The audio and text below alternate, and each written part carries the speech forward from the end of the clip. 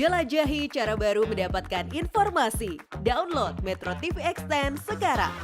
Menurut Mas Reza sampai saat ini sudah ada belum atau sudah maksimal belum fasilitas pemerintah yang berikan untuk korban-korban pinjol ini gitu, mungkin bantuan psikolog kah atau apa, suruh outbound kah, arung jeram atau apa biar nggak stres gitu.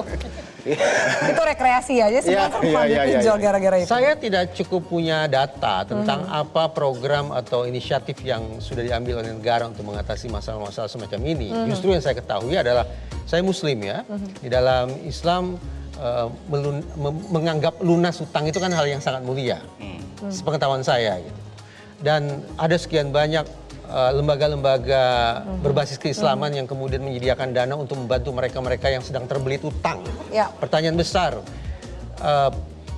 inisiatif yang sedemikian hebat itu, yang sudah digagas sekian ribu tahun silam itu, sudah seberapa jauh diadopsi oleh negara? Yang konkret ya, misalnya saya punya utang nih.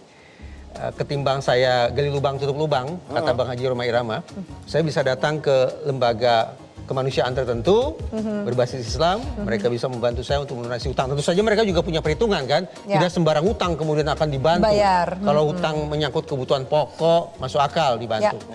Tapi kalau utang untuk memuaskan gaya hidup hedonis, saya pikir juga tidak bertanggung jawab masuk dalam kategori itu. Nah, sekali lagi ini kan gagasan atau hal mulia semacam itu sudah ada sejak ribuan tahun silam. Tinggal lagi sekali lagi bagaimana kemudian itu bisa diadopsi oleh negara untuk membuka pintu bagi adanya kedatangan orang-orang yang sedang terbelit utang sedemikian rupa. Oke, itu bisa jadi pilihan lah gitu ya. Meskipun dikembalikan ke organisasi kemanusiaan mana yang kemudian mau melakukan inisiatif itu. Mas Ahmad, tapi kalau dari kacamata kebijakan publik, nah itu bagaimana tuh caranya? Apakah kemudian pemerintah harusnya punya pilihan apa sih untuk membantu rakyatnya ya? Ini udah banyak banget yang jadi korban, yang terlilit itu, dan itu kan efek gunung es ya, yang muncul ke permukaan itu sedikit, jangan-jangan ya nggak muncul lebih banyak lagi.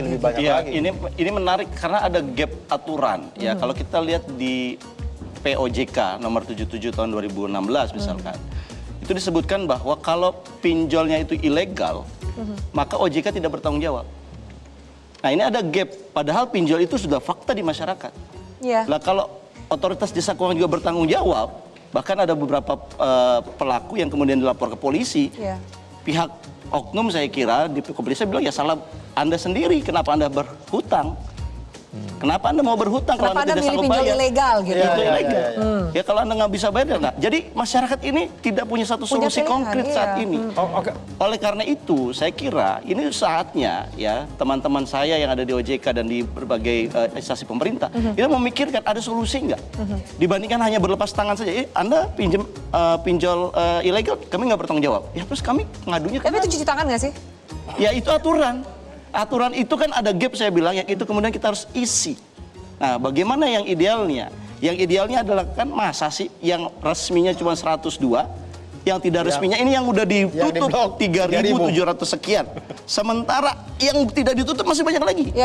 Artinya ini kan kita menyiapkan satu situasi di mana memang sengaja seolah-olah membuat rakyat itu terjebak sama yang ilegal. Nah ini kan problem. Nah problemnya adalah saya kira perlu ada yang namanya sinkronisasi dan kolaborasi antara otoritas keuangan, Kominfo juga, dan juga pemerintah. Dalam hal ini adalah mungkin Menek BUMN. Jelajahi cara baru mendapatkan informasi. Download Metro TV Extend sekarang.